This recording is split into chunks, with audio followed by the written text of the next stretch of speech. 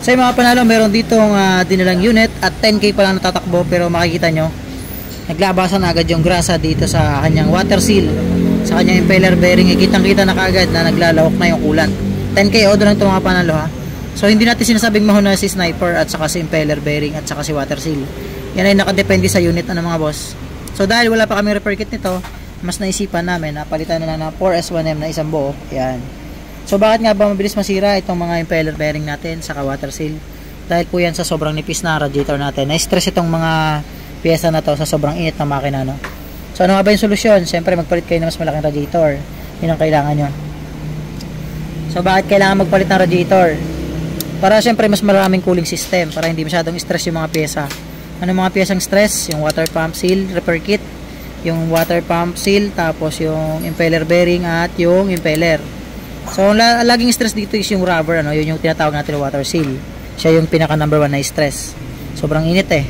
Pangalawa, yung pan, lagi sira. Bakit? Yung pan kasi natin, every 2 minutes pa lang umaandar yung makina, andar na rin yung pan. So yung carbon brush ng pan natin ay mabilis na pupudpod dahil andar na andar yung pan, unstoppable.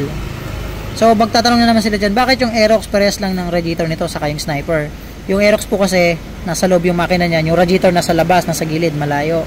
So yung singaw ng makina na-adapt ng radiator saka ng pan. So na-stress lalo yung heating point. So yung init napupunta agad dito sa radiator. So dapat pag nasa labas to, halimbawa hindi siya ganun kainit, ano, siyempre napapaypayan ng hangin.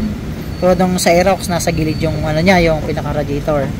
So yun mga kapanalo, ang may repair kit pa lang nito sa pagkakaalam ko is si Moto Doctor. So kailangan na mapalitan ngayon ng may-ari kasi ginagamit sa araw-araw. Kaya isipan na lang nila palitan nito.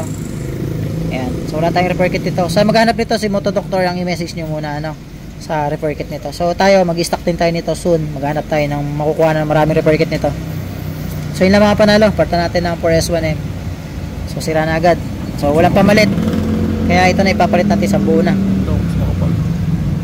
So mapatin nyo dito makapal yung ano, yung 4S1M, yan oh, kapal niya. Tapos yung mga o-ring niya, mga kapanalo is yung ano na tawag dito, yung high temp na yung mga o-ring niya. So, kabit natin si 4S1M.